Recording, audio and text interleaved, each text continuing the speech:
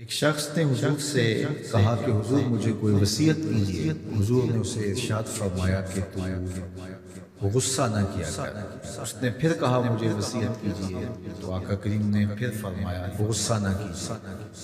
اس نے پھر کہا یہ بات ایک بار نہیں، اس نے کئی بار حضور سے پوچھی۔ وہ کوئی اور وصیت طلب کرنا چاہ رہا تھا کہ یہ تو ٹھیک ہے، کچھ اور وصیت بھی کیجیے۔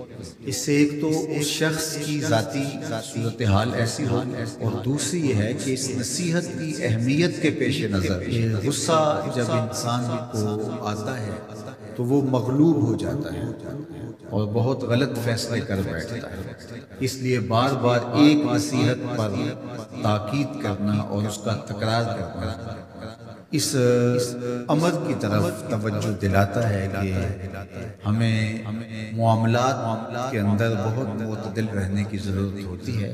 جو شخص غصے کو نافذ کرنے کی طاقت رکھتا ہے، ایک تو ہوتا ہے کہ بندہ غصے سے خود اپنے آپ کو بے چین کرے گا، لیکن اپنے غصے کو نافذ نہیں کر سکتا، غصہ نکال نہیں سکتا، خود پیچ و تاب کھائے گا۔ لیکن یہ وہ شخص ہے جو غصے کو نافذ کر سکتا تھا، اس کے پاس طاقت تھی، لیکن اس نے اس کے باوجود غصے کو ضبط کیا۔ حضور علیہ السلام نے ارشاد فرمایا قیامت کے دن اللہ تعالیٰ لوگوں کے سامنے اسے بلائے گا، اللہ تعالیٰ اسے اختیار دے گا کہ جنت کی حوروں میں سے جس کے ساتھ تم نکاح کرنا چاہتے ہو، جس کے ساتھ تم رہنا چاہتے ہو، تمہیں اس کا اختیار دیا گیا ہے، اس لیے کہ تم نے اپنے غصے کو ضبط کیا، اس کو نافذ کرنے کی طاقت کے باوجود۔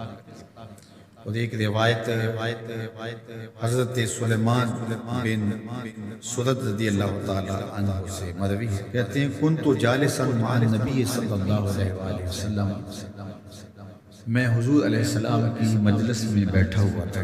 دو لوگ تھے، وہ آپس میں الجھ رہے تھے۔ ان میں سے ایک شخص کا چہرہ غصے سے سرخ، رگیں پھولی ہوئی تھی، اور ایک دوسرے کے لیے سب و شتم کا ماحول پیدا ہو گیا۔ اللہ کے رسول صلی اللہ علیہ وآلہ وسلم نے ارشاد فرمایا میں ایسا کلمہ جانتا ہوں کہ اگر یہ کلمہ پڑھ لیں تو ان کا یہ غصہ ظاہر ہو جائے، ان کی جو کیفیت ختم ہو جائے۔ اور وہ کیا ہے؟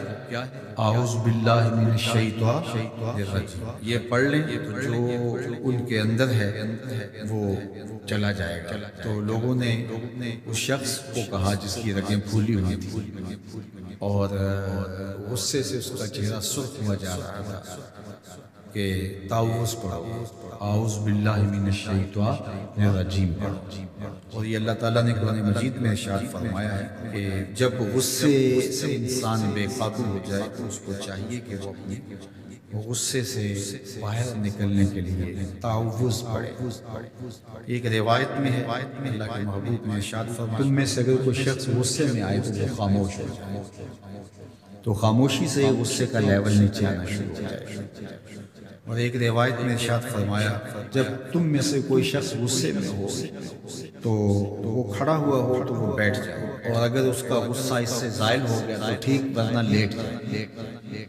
یعنی اگر وہ کھڑا ہو تو بیٹھ جائے، اور اگر بیٹھنے کے باوجود بھی غصہ ختم نہیں ہونے پا رہا تو لیٹ جائے، خاموش ہو جائے، تعوذ پڑھے اور بیٹھ جائے یا پھر لیٹ جائے۔ تو یہ چار صورتیں غصے کو کم کرتی ہیں۔